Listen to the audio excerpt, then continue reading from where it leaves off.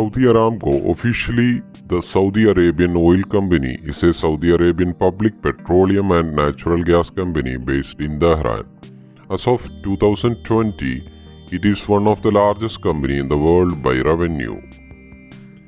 They are the leading producer of energy and chemicals that drive global commerce and enhance the daily lives of people around the globe by continuing delivering an uninterrupted supply of energy to the world. And they are the part of global effort towards building a low-carbon economy. Saudi Aramco traces its beginning to 1933 when a concession agreement was signed between Saudi Arabia and the Standard Oil Company of California, SOCAL. A subsidiary company, the Californian Arabian Standard Oil Company, CASOC, was created to manage the agreement. The work began right away. After surveying the Saudi desert for oil, drilling began in 1935.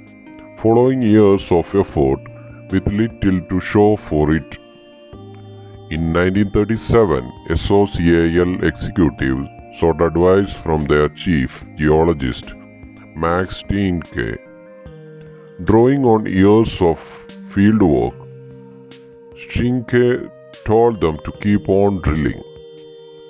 In 1938, the foundation of the future prosperity of Saudi Arabia and the success of Saudi Aramco were realized with the commencement of commercial oil production from Dammam No. 7, named Prosperity Well.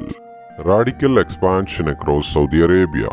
From the late 1940s, they grow from strength to strength, hitting the record-breaking oil production milestone along the way. They are making Saudi Arabia famous for its energy too. Their rapid increase in oil production meant they had to expand their distribution effort as well. In 1950, they completed the 1.212 kilometer Trans-Arabian pipeline called TAP line, the longest in the world. The TAP line linked eastern Saudi Arabia to the Mediterranean Sea, sharply cutting the time and cost of exporting oil to the Europe. And after 2 years of exploration in the shallow Arabian Gulf waters, they discovered the Safaniya field in 1951. It proved to be a world's largest offshore oil field. And in 1958, Aramco crude oil production exceeded 1 million barrels in the calendar year. By 1962, they reached another milestone with cumulative crude oil production reaching 5 billion barrels, and by 1971, shipments of crude oil and petroleum products from the Ras Tanura Marine Terminal surpassed 1 billion barrels per year for very first time. Throughout 1970s, they not only proved themselves as economic forces for Saudi Arabia, but they also turned their Saudi Arabian heritage. In 1973, the Saudi government brought a 25% interest in Saudi Aramco, increasing that interest to 60% the following year. 1918, the Saudi government increased its interest in Saudi Aramco to 100%. 8 years later, Saudi Arabian Oil Company, Saudi Aramco, was officially established, a new company to take over all the responsibility of Aramco. With its Excellency Ali Al Naimi become their first president in 1984 and the first Saudi president and CEO in 1988.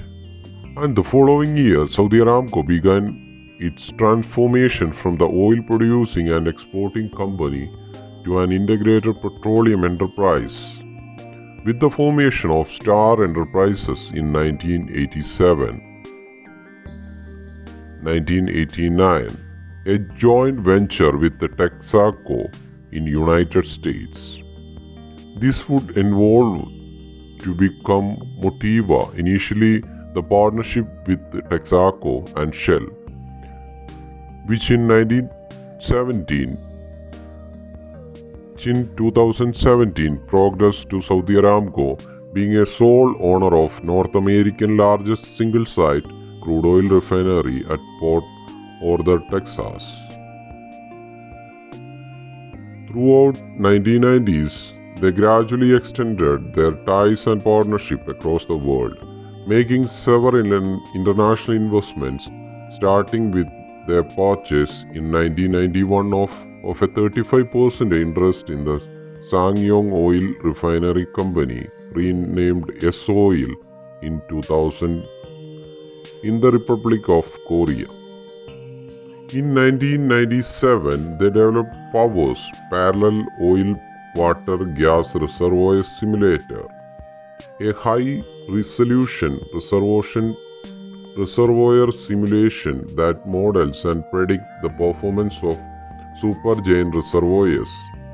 POWER's was so successful that, witnessing the advantage of technological advancements firsthand, in 2000, they built a state-of-the-art research and development center, R&DC, in Dhahran for their scientists.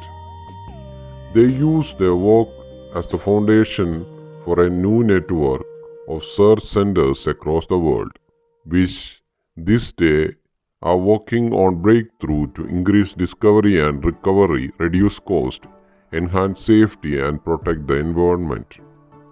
Their success in the world-scale innovation was highlighted when 2010 they unveiled Giga-cell reservoir simulation technology, Giga-Powers, the second generation of Powers, and then 6 years later, Tera-Powers, the industry's first trillion-cell reservoir simulation. Early 2000s, to achieve their vision of becoming world-leading integrated energy and chemical enterprises, they continued to diversify even further.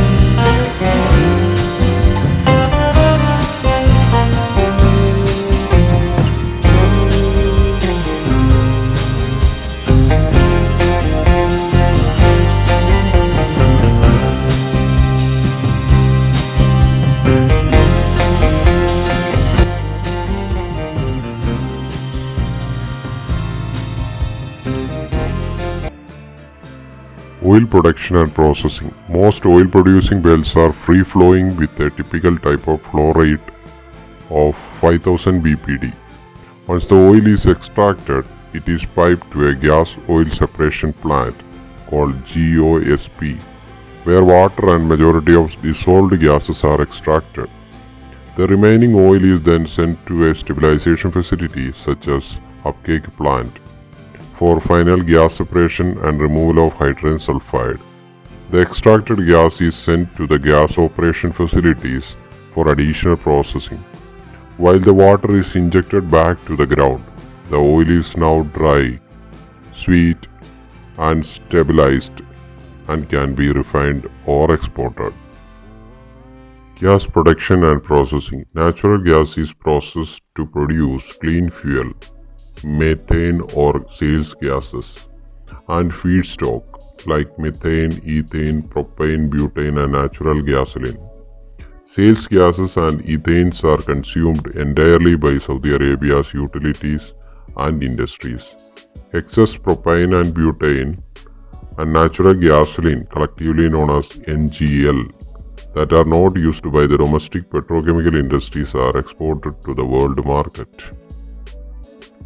Refining. Crude oil is a mixture of hydrocarbon molecules, the simplest of which, methane, is one carbon atom linked with the four hydrogen atoms.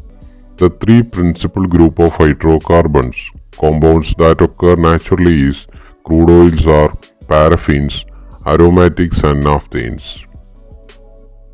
The refining process begins with the distillation of crude oil into separate hydrocarbon groups. Each hydrocarbon fraction has its own boiling point. The light fractions such as kerosene have low boiling point, while heavier fractions such as fuel of oil have high boiling point. In the refining process, crude oil is heated in a distillation column and the vapors resulting from the boiling are drawn off and condensed. The fraction produced by the distillation columns are only the product that are in the crude oil to begin with. To produce more of desired fraction such as gasoline, refineries must add conversion process.